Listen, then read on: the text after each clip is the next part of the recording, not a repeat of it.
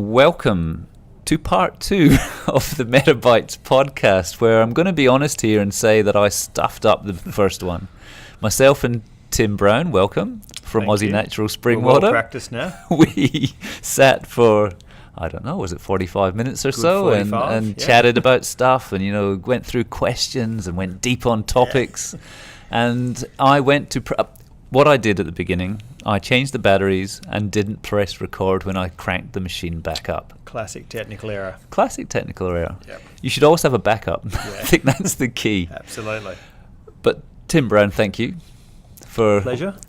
entertaining me the second time. We thought we'd crack it, go straight back into it this afternoon. Or do the gin and tonic version. I think we should definitely do that at some stage. Managing Director of Aussie Natural Spring Water, give us a little bit of your background.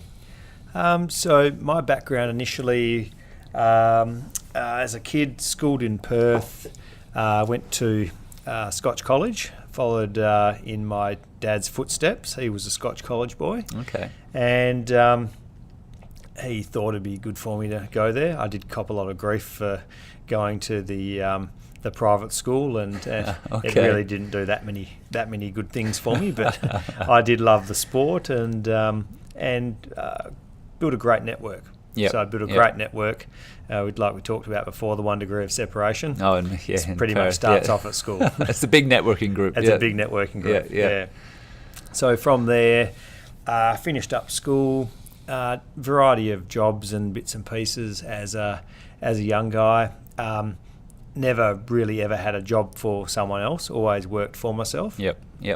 So I spent the first couple of years out of school running a gardening business, always getting a couple of my mates to come and give me a hand and help me earn some extra money.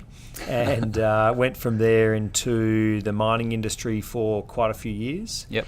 And ran like a junior sort of exploration team. Yeah, okay. Yep.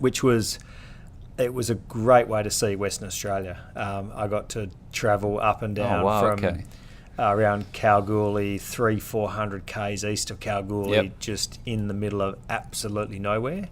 Back in those days, we pretty much lived in a swag or a tent. Yeah, okay. And had no power, no running water, no fridge, no nothing. Yeah. So I got to learn what it was like to, walk in really high temperatures, live by the campfire, cook, pretty much sit around the campfire every night with a couple of mates of mine. Yep. And it was a really good way to spend probably from 23 to about 27. Yep. Got to go into places up in the Kimberleys, past sort of old Aboriginal sites, and really got to see some amazing things. It actually gave me a great appreciation for our country and also how tough some jobs are and how tough some people do them. Yeah, so, definitely, it made it much easier for me when I came back to an office-style job because I'd really done as hard a job as you could do. So you've always had that sort of drive to sort of work for yourself, I suppose, right? From you, we talked before about when you were a young kid, your first business venture in the library at school. Can you explain a little bit about that? Yeah, my very first one was as a year 6 kid. Not very flash at reading myself at that stage, but we used to have a reading period that I think was probably 2 or 3 times a week. And the one thing I did notice was there was a little opportunity in the market where other kids turned up without their books, and if you turned up without a book, you got sent out to stand under the clock, which was basically the equivalent of your detention back in those days. Yeah. And I thought, well, there's got to be a buck to be made here. So I started bringing in magazines and comics and books, and would quietly see who looked like they were about to get themselves into trouble and do a quick deal with them for sort of 20 cents at a time. Yeah. And that'd be enough for me to buy some lollies on the way home. So very quickly I got known in the class that you could pretty much rock up without your book and just part with 20 cents and you had whatever you needed. Yeah. And I made some okay money in year 6. I was pretty happy at 20, Bit of an entrepreneur in the making. $1 a period, I reckon I was making. So I was doing okay. So it was an interesting start. After that, I had a gardening business for a few years, and that was really just filling time and trying to really understand where I wanted to be and what I wanted to do. Did you always want to work for yourself, though? Is that something that was always sort of foremost in your mind, sort of when you were... I think I just liked not having to answer to someone else, really. Yep. I grew up in a household where, with a dad as a football player, he was the coach, and he was the coach of lots of footy players that were really big guys, and they all did what he said, and we kind of all did as well. So I was pretty happy to work for myself and just do what I wanted to do. But it also taught me, I think, probably my best lessons of how to manage people at a really early age, because from 18 on, I pretty much had someone working for me from 18 through to now. Wow, okay. There's been very small windows in my entire life that I haven't had someone working for me. And it's something I've noticed within our business now, is that not everyone's capable of being in charge. Some people just they can't deal with the pressure of it.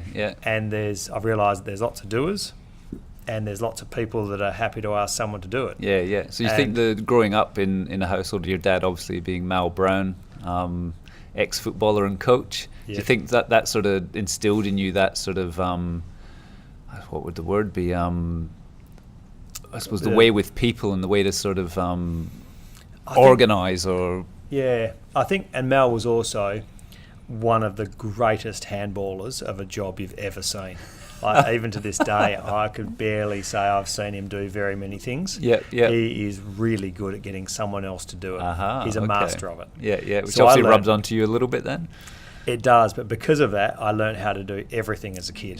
Pretty hands-on. So I was cleaning the pool, I was chopping the wood, I was lighting the fire, I was using the chainsaw at 9, including the day that I cut his thumb nearly off with it, which he was teaching me. Ouch. But I have spent my whole life pretty much, sort of having someone there, but I've never been someone that just stood back and asked people to do something that I wouldn't do myself. Which is the ideal boss, isn't it? Somebody that's been there, done that, been in the trenches and can...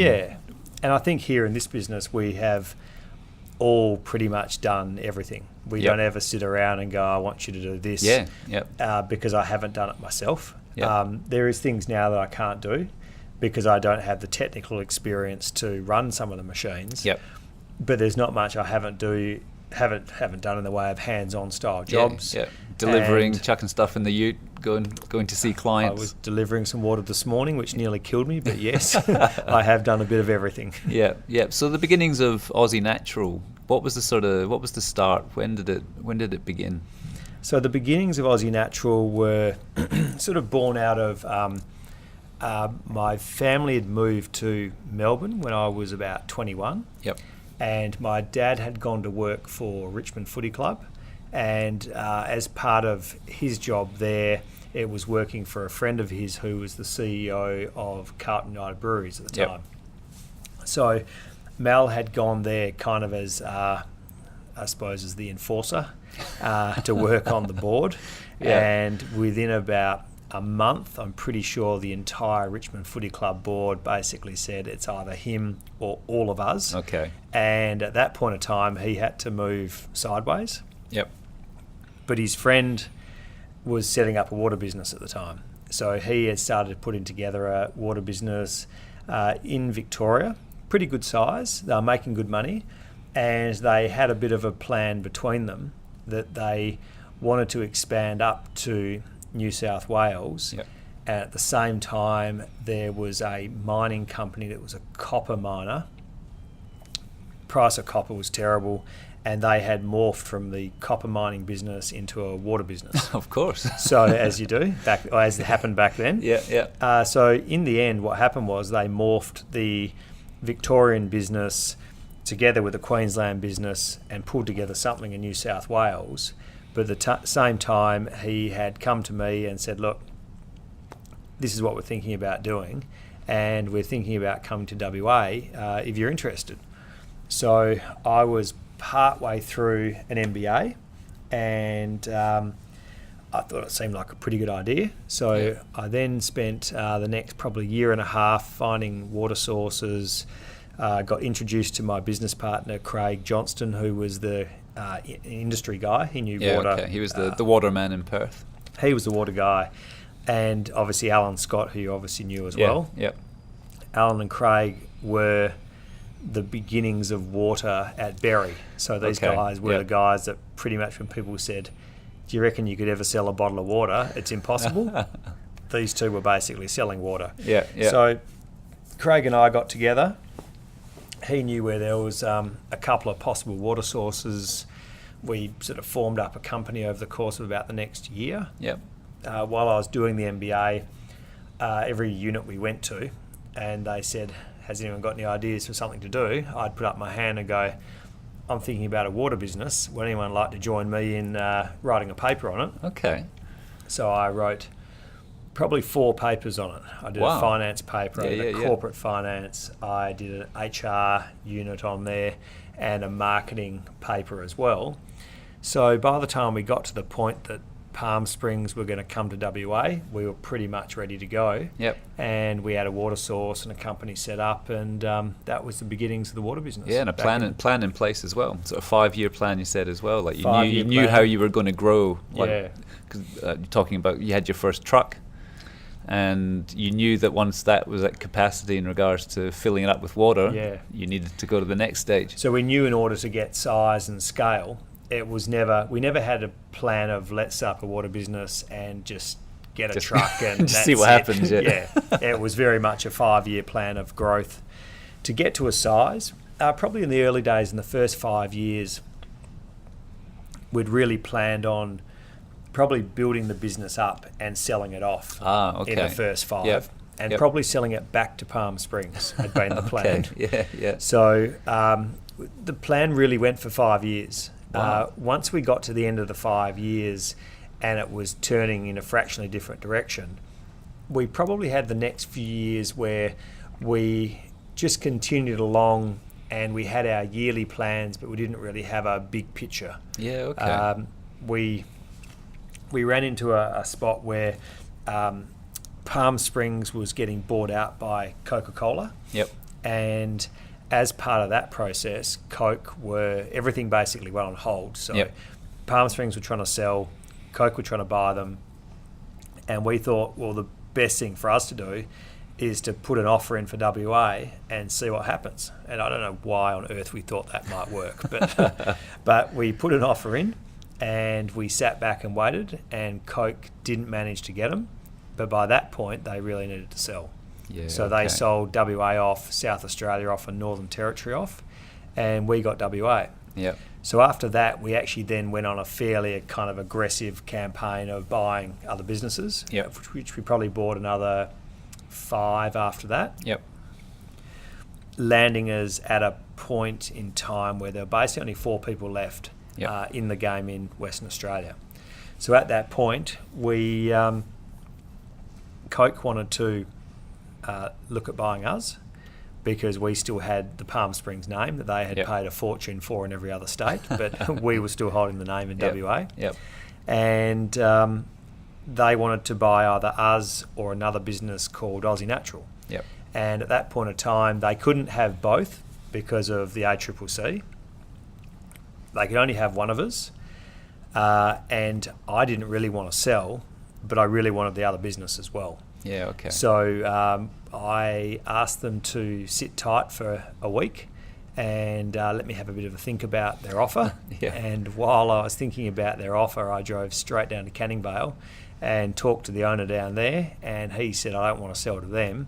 And I said, well, I'd still like to buy you. Yep. And so we ended up buying that business and then letting Coke know that they weren't able to buy us or the other guys because we were staying together and putting both together. Yeah, okay. So back in those days, I think Never Fail or Coke were about probably 30 trucks on the road. Wow, okay. And we were probably about 5. Okay. But we went from 5 to 12 fairly quickly. Yep. And then as time's gone on, they're probably, they're probably down into the 15s, and we're probably at the 10s because the market in that area shrunk down. But we've added products on as we've gone along, and that was how we ended up kind of at the size we were, was a sequence of lots of little businesses that we amalgamated in and got all the names with them, and then the one big purchase of Aussie Natural. Yeah, and there's been a big transition, I suppose, over the last 8 years or so in water usage in the world, globally, in regards to, because you obviously didn't do bottled water to begin with. It was all home and office supplies. Yeah, so in the beginnings we were 15 litres and home and office deliveries and water coolers, and that was basically all we did. Once we bought Aussie Natural, they had a couple of different bottling lines running. We only bought them because we wanted the 15 litre business. And we justified the whole buy based on that part of the business. But once we got all the equipment and bits and pieces in, they had this little old bottling line that Craig and I looked at and just thought, what do you reckon? Should we turn that on? Give it a go. And we both looked and went, I don't see how hard could it be? It's water in a bottle. Yeah. So we decided to plug it in and turn it on, and didn't really realise what we were getting ourselves into. But from that, we managed to get the 10 litre business up and running. So the 10 litre kind of fridge packs that go through Coles and Woolies, and Audi and all the rest of them. So we got that line running, as well as Craig went to Coles and Woolies and to Metcash and said, look, we can bottle for you here. And we ended up getting basically all of their business because there was no one else really doing it. So we really got lucky that time, because we really didn't have any intentions of setting up a small water business. But managed to find a hole in the market before it had started. Where there was no one else doing it in WA. So they were all begging to have someone do it. So we kind of got a good start, and it's interesting when I think back to that point in time, because that was the whole market. So what we were doing on our little 60 bottle a minute line. One bottle a minute. We were literally making like 3 cases of water every minute. That's ridiculous. And that was all we could make. Where now we make a pallet in 3 minutes. And the scale we make a pallet in 3 minutes now with 4 guys. And back then we used to make 3 packs in a minute, and that used to be with about 8 guys. Jeez, okay. So those guys now are working in different parts of the business, because pretty much the guys that came over with us when we bought Aussie Natural, most of them are still with us. Most of those employees, we've still got quite a few 10 and 11 and 12 up to about 14-year-old employees. Oh wow, so that shows a good culture. There's a good culture involved there. And that's spread across the 15 litre home and office side as well as the production side. So we've had guys since they were probably 16 and are now 23s and 4s and 5s. It's been so we're 16 years in. And that obviously that first bottling machine is out of commission now, I suspect. Is it? All gone, every part of it? We moved that on to a friend in Victoria, and he was keen to give it a go. We bought another one, of which that went up to about 120 or 50 bottles a minute. And we thought, well, we can fill this up. We've definitely made it. And we filled that up within about 2 years. And then we sort of got the market changed. We were going faster and we were making more, but it was the first time we got to experience the pressures that sometimes come from some of the unnamed supermarkets. Where because we had borrowed more money to make more for them, they knew we owed more money.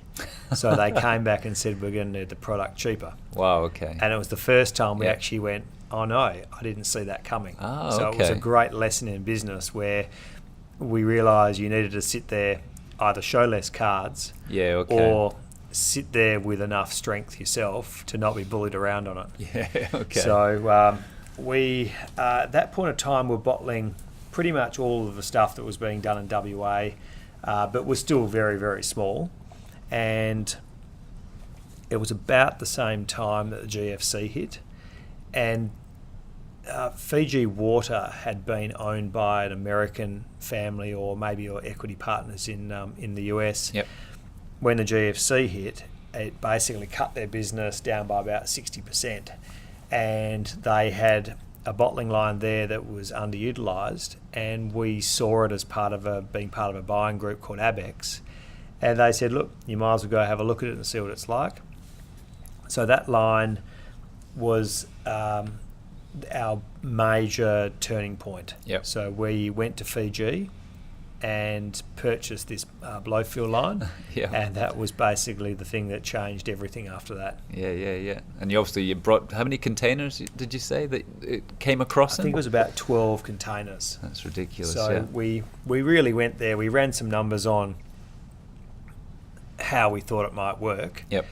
We were willing to pay nearly double what we paid for it, Okay. but got there, saw it, completely underestimated how long it would take to pull it apart and get it back here, but managed to buy it for half the price, thank God. So we put an offer down. We thought, God, if they accept this, we're definitely in business. Yeah. And then they accepted it, and the next day we had to figure out how to pay for it. So we very quickly had to figure out who was going to give us some money so we could get started. We came back to Perth, moved buildings.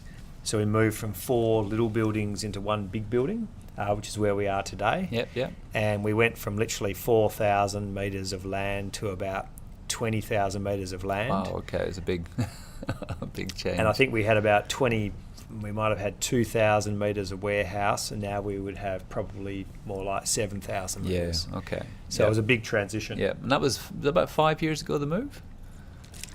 6 years ago. Yeah. From sunny Malaga up to sunny Yes. Wangara. Yeah, we'd pretty much taken over the street in Malaga with 4 buildings, and we'd upset all of our neighbours. So we had no choice but to move in the end. Yeah. But now we've got a property that we have great separation for traffic. Yep. We have...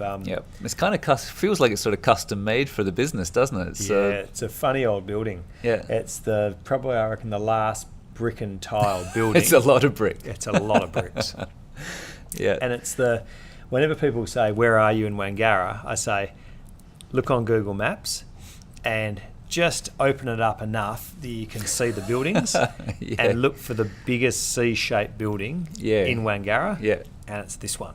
You can see it on every Google Maps. Yeah. And there's room for expansion here as well, obviously. I mean, there's a bit of spare land. Yeah, we've got enough. We've slowly, over the course of time, taken every warehouse that's on the property. Yep. And obviously, it's a big C shape, so it works well for flow for us. Yep. The tankers and all the trucks and the semis can drive through all day. We have a big section of bush in the middle to expand and put another building onto. Be like admin stuff, or would it be more warehouse? Yep. What you don't see here is we've got another third-party warehouse down in Kewdale holding the same as what we've got here. So we've got double this again elsewhere. Yeah. So that services obviously the southern regions, or is it just purely overflow? It's overflow. Yeah. It's purely stock for a couple of the big supermarkets. Yeah. Okay. So in order to make sure we got their contract right, we just built a lot of stock for them. Wow. Okay. Built a lot of stock for them. So we've been running 24/7 since August. Yeah, because you don't obviously just do the Aussie Natural brand. You do a whole range of different brands for different supermarkets and different areas. Yeah, so we do lots of different sizes. We do all the sizes from 350ml, 600, 1.5, 6 litre, 10 litre, 12 and 15s. Wow. So every size that's in the market. And we do quite a few of the different brands. So Aussie Natural is our main home brand. Yep. And then we obviously do some contract packing stuff as well. Yeah. So we bottle for a few of the supermarkets. Yeah. What about the ultra important stuff that you're putting into your product, the water? What's the story behind the water? Where do you source it from? So the water sources have varied a lot over the course of time. One of the things we noticed in the first 2 months of the business we went to buy a water business that had a property and had a spring. Yep. And we went there one day, saw the water, and thought, here's a good start. Yep. The next day, the spring no longer ran anymore. And we very quickly realised that these springs were really susceptible. Up against nature, aren't you? Yeah, because you don't know what is going to stop the water source from working or when. So we ended up with multiple sources sitting in different suburbs with different councils with different power grids. Yep. So which we did for a reason. So we had 2 sources in Serpentine, one out in the open, one sort of in a bit of forest, and that sat on a power grid down around Pinjarra. Yep. So if a storm came through and took out the power plant down there, we still had the other sources. The other 2 sat up in Bedfordale, in amongst the trees. They looked fantastic. They were great water, but there was a fire there every year. Okay. So every time there was a fire, we got knocked out. Yeah, okay. Yep. So, and it was only because we repetitively got knocked out from the different sources as we grew that we ended up going up to Gingin, which is where we are now. And you're saying that's where most of the water in WA is now sourced from other companies as well? Yeah, so Coca-Cola and Schweppes are all pulling in the sort of similar area. Yeah. So they're all really close together. Yeah. It's really good water. It comes from fairly deep sources. Yep. And it's the first place I've actually ever been where you can stand at the fence line and you can look at the stream going past you. Oh, wow, okay. And then you can look over to the right about 50 metres and it's all nice and green. Yep. But really slow moving. Yep. And then you can look another 50 metres past that and it's just dirt paddock. Yeah, okay. So it's actually the beginnings, and I'd never seen one. It's actually the beginnings of the stream. So it's where the stream begins. Okay. We don't take from the stream itself. Yep. But there's a reservoir underneath, and we basically pull from deeper down so that we're sort of getting a safer, less contaminated, cleaner version of the water. Yeah. Oh, very good, very good.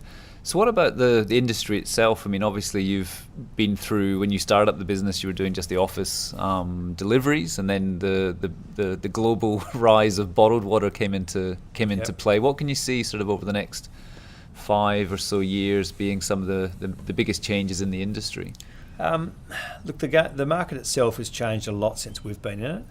Yep. We started out where it was pretty much a 15 litre home and office supply, and Coke and sort of Coke and probably Pepsi were the 2 biggest players. Yep.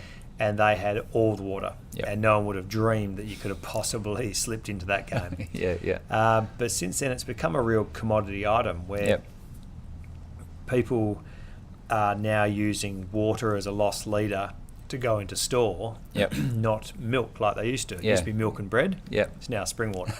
So we quite often see our product for sale at a near on cost price.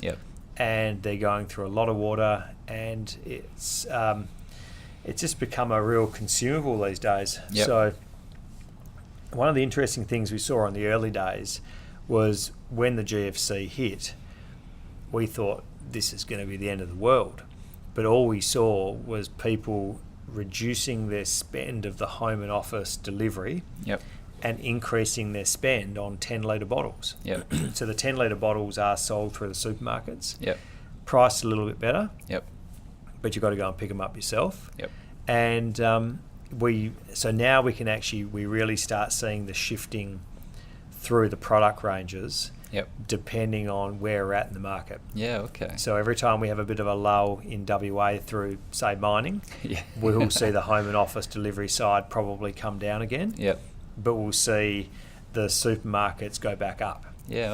And I think it's funny these days, I think everybody in every suburb, whether it be lower or higher socioeconomic sort of areas, all drink water. We notice different things being consumed in different areas. Like we can't, in say some of the western suburb shops, we would see Aussie Natural not even moving off the shelf. but we would see another brand that we also make, which is the That's same, really interesting. Okay. selling on the same shelf. Yeah. Because yeah. they look at the Aussie natural brand and go, well, that's a bit cheap for me. That's interesting. But they will okay. drink the bottle of water next to it. Yeah. So it's interesting looking on the shelves some days, because I won't point out the brands, but we can sit there and look on the shelf, and you will see the consumer walk in. Yeah. And I'm kind of a strange guy standing in the water aisle for too Watching long. people, Watching yeah. people. And you'll see And someone... you haven't been arrested yet, obviously. Not as yet, no. You'll see someone walk in and grab a black and gold brand, and Yep. you'll see someone else come in and grab their home brand, while you see someone else looking for what they think's more them. Yeah. That's really interesting. And we sell different volumes in different suburbs. Yep. And it's the areas that have got a lot more money Yep. are not the areas we sell our water in. That's interesting. So you were probably selling Fiji waters, and Yeah. and probably the more premium brands are being sold there. Yeah. Okay. So where it goes next, I'd say the container deposit scheme will have an impact on bottled water. Yeah, which is similar to the South Australia setup with the 10-cent deposit. Yeah, and it's something that no one really knows about here or has put too much thought to. Yep. It's something that's obviously a great political buy-in, Yeah. feel-good kind of Yep. style item. They're not really quite sure what to do with all the excess product they're going to get. Yep. Some of the manufacturers at the moment use 100% recycled plastic in their bottles, Yep. which is really what we should be targeting. Yep. So being in Australia and being effectively on the island, we should be reusing the products and the plastics that we've got. Yep. And what's happening is we're gathering them through the container deposit scheme. We can't remanufacture them, so we're sending them offshore. Ah, okay. Other countries are manufacturing and reprocessing, Yeah. and then selling it back to us. When really we should be keeping it here.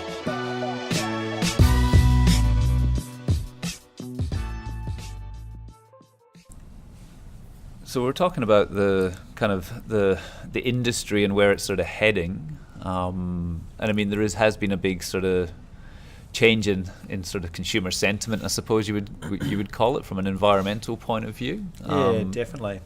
I think in the early days we were the guys producing the health product because we weren't producing a soft drink, it wasn't a juice. But in the last 2 years, it's really transitioned over to being a plastic, bottled water industry. Yep.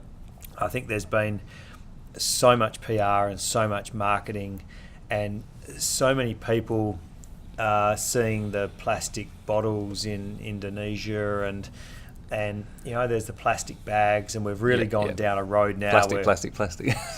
We've got rid of spoons, we've got rid of straws. The bottled water is just there in the target as well. Yep. But there's no real solution. Everyone is sort of not wanting to drink from the plastic bottle, but they've got to drink from somewhere, because no one really wants to drink from the tap either. Yeah, that's it. Yep. They've decided that they like bottled water. They want to consume bottled water. Yep. Everyone loves the taste of it. They love it's clean. They love it's healthy. Yep. They're not quite sure where they're going to get it from if they don't have plastic bottles anymore. So I think there's a real gap in the market of what people are going to do to get their water. Yep. So I think there'll always be plastic bottles. Hopefully, if we educate properly and people learn to recycle, then we'll end up in a far better position where we'll have recycled product here, and the industry can continue. Yeah, and I take it you guys are on top of the plastics industry and what's happening, and new technologies coming out, and I mean it must be changing by the month, I would have thought. I think it is, and there's certainly new products that are going to be out there, but the market has changed as well, that it's a very cheap product. Yep. These days it's mass produced really fast, really cheap, lighter weight plastics, and because of that there's not enough money in it to be a glass product, or to be in a carton, or there's no other way to do it. Yep. And the funny thing is, people really they want less plastic. Yeah, yeah, So by rights, they should be happy with a really lightweight bottle. yeah. But then they go to open the lightweight bottle and it spills in their hands, and they decide that they really want a lightweight bottle. Yeah, They want the heavy bottle because it feels good. Yeah. So yeah. there's lots of contradictions running around the Yeah. whole plastics game at the moment. Yeah, yeah, definitely. And I think the best thing we can do, from my opinion and my experience within the industry itself, Yep. would be to make the bottles lighter, to make sure that everyone still gets a great product, nice water at a good price, Yep. with less plastic, and then we recycle the plastic. If we Yep. did that, I don't think we'd really have a problem. Yeah, yeah. Very good, very good. This is a question I ask everybody on the podcast, and this is the second time I'm going to ask you this in the last hour and a half. I hope I got the same answer. Yeah, we didn't record the first one, so No. it doesn't matter. Doesn't matter. Nobody's ever going to hear it. If you were starting up from scratch again, you in the back shed, you're like, I'm going to start up a bottled water company or a water company, and you only had 10 grand. Where would that money go? I think if you were going to start again, I'd probably just buy a handful of bottles. I'd keep it very simple. I would filter the water from the backyard and then bottle it myself, which is pretty much how the water industry in Western Australia started. Yeah, Everybody yeah. that was initially bottling, including half the guys we bought, were effectively that style scenario. Yeah. Okay. Yeah. They were a guy with a van and a handful of bottles and some caps, Yeah. and they were sterilising their bottles and pretty much taking the water, Yep. filtering it, running it through UV, which is pretty much the same situation you have now of what we do. We Yeah, take it in yeah. a bigger tanker, Yeah. we put it through more filters, more UV, Yep. hold it, test it, make sure it's sterile, clean environment. Yep. But the process is pretty much the same. We've just Yeah. got more steps. And there's still guys around town now that live up in the hills that have got great water sources that bottle water for their mates Yep. and Yep. make a bit of pocket money and brew their home brew and do all sorts of things because they've got a spring on their Probably property. some good tasting homebrew. There's I would probably have some thought. good home brew out there. Absolutely. That's what we all need, is the craft brewery. Definitely, definitely. And I mean, that's a big push, isn't it, as well in the consumer market, is that sort of craft side of things. People kind of like, there's a warm, fuzzy feeling people get love with it. the craft. And craft brewing itself has been, massive over the last 10 years. I mean, globally as well, US, Canada, Yeah. craft brewing companies. And I think it's one of those things that people love, something that's a little more unique and, a small closed pool. And if it's, it's like the gin's the same thing. Yeah, yeah. If it's just a little manufacturer, I had a guy on the weekend explain to me that the craft brewer was just the brewer that had just started before he got big enough, which is what his goal actually was, before he no longer became a craft brewer.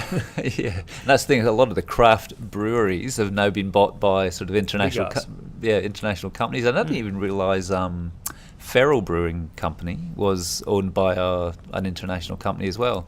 But they allowed the guys in the Swan Valley to keep the rights to the recipes and allow them to brew their own recipes still, which is really interesting. That's good. Yeah, so the beer you have out in the Swan Valley is actually their own brewing, but the stuff you get in the shops is sort of still under the brand, but brewed elsewhere. Right, interesting. Yeah. Because I do like their beers and we're there on the weekend.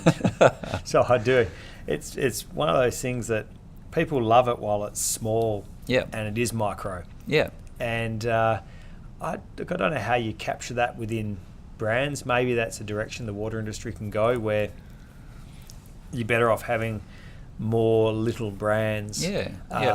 Like they probably have in, say, Southeast Asia or in Hong Kong. Yeah, okay, yep. Lots of little brands. Yep.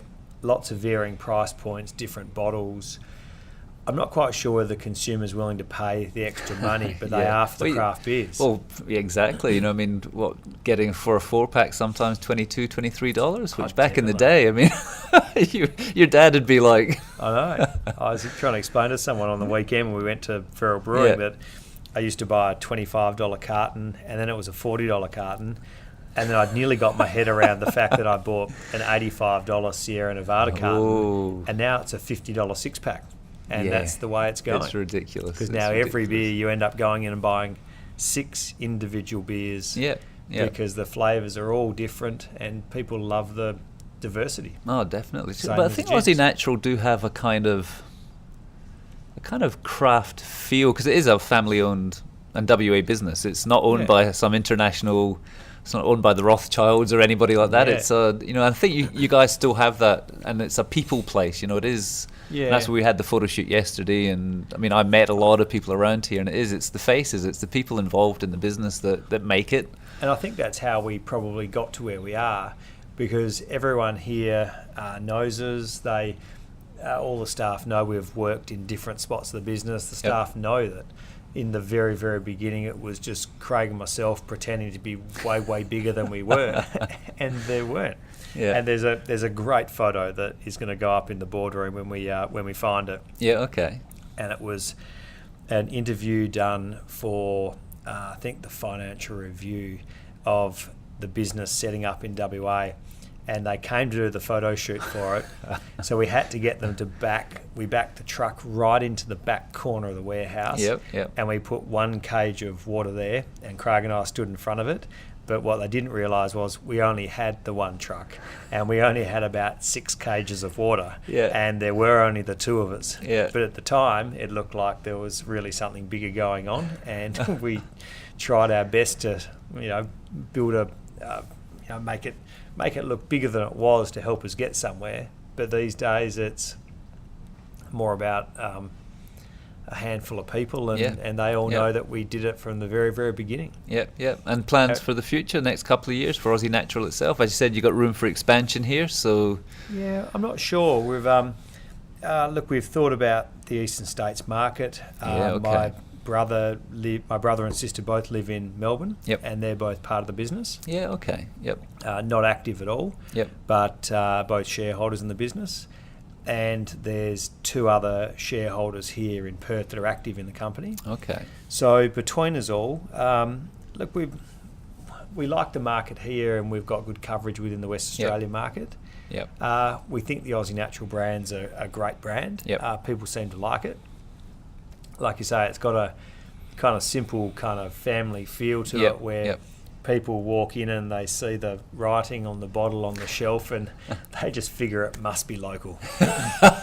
So one of the funny little things that happened to me one day, one of the other times I'm standing in the water aisle and haven't been arrested, and I'm standing there in the Coles aisle, and this guy comes up, and I'm looking at him, and he's looking at all the price points, and I know that they're all our bottles that he's looking at. Yeah, okay. And eventually he picks up the Aussie Natural pack, and I know it's about $2 more per pack. Okay. So he's walked off, and I thought, I just can't let that go. So I walked down to the counter with him and go, so mate, you like the Aussie Natural? He's like, yeah, I do.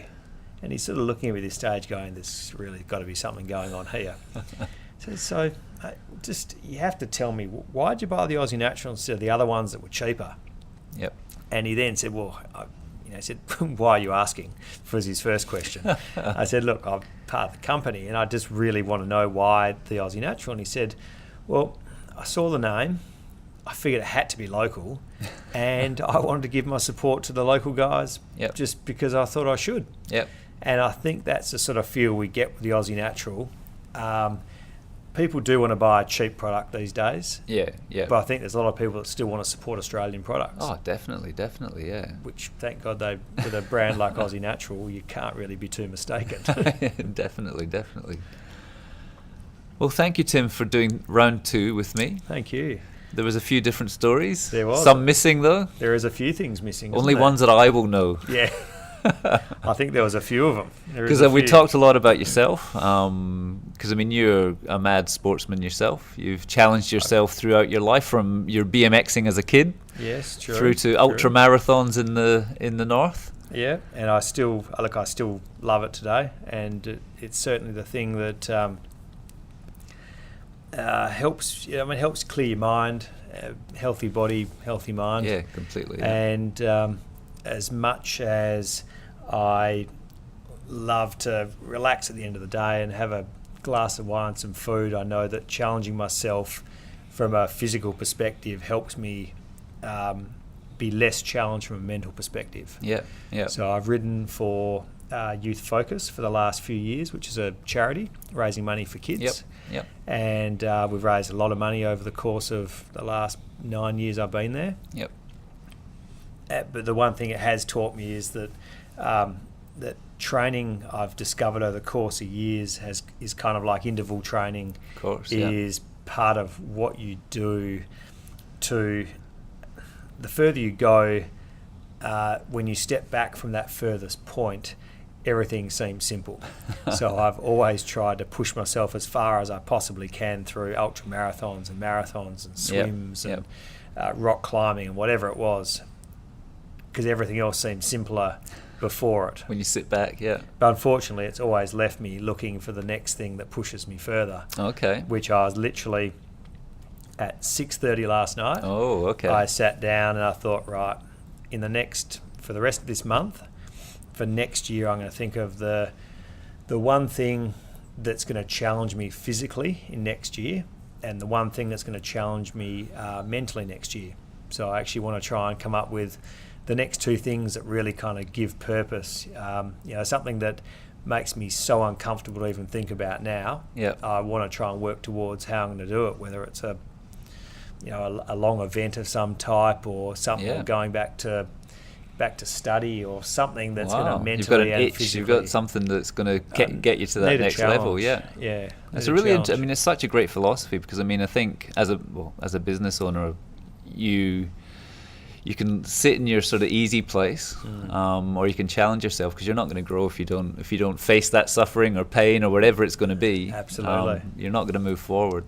Yeah, and I think there's also, I think that we sort of say this saying within my forum. I've got a business forum I've been in for about 12 years, I suppose, through an organisation called EO, and now another one called YPO. Yeah, okay. And within that group, we kind of have this saying of those that suffer together stay together, because it's the greatest bond that comes through people and tribes, and literally back from the dawn of time. They had to stick together, sleep together, fight together, hunt together, do whatever they had to. So we always talk about doing things that we go and do things that are fun, because everyone just likes some entertainment. But we always talk about doing things that physically pushes to the other side, so that we can see what happens when we get there. And we know I've done events with all of my forum guys before, and I still ride with 3 of them now, and I know that there's been days when I've been completely destroyed, and one of them's helped me get home. There's been days I've crashed and ended up in hospital, and one of them's been there. And I know there's been days where I've been with mates that have pulled muscles halfway through 150k bike rides that I've helped literally push them home. We all sort of have this same philosophy now, that if we all do things like that together that physically challenges, it'll be like the footy team. It creates the bond, and there's no other way to create that bond, unfortunately, than probably through suffering. Creates the greatest bond. So I'm trying to think of what's next. There's people around me that are very, very anxious at the moment. I can imagine there is. Because they're not quite sure what I'm going to come up with, and they know that eventually I'm going to talk them round to the fact it's going to be a really good idea doing this thing, and they're going to be probably just encouraged to say yes. Can I hear Everest calling or something like that? Or? It was always on my wish list, Everest, always. But the thought of 1 in 3, 1 in 4 dying, I think it is. It's just too high odds.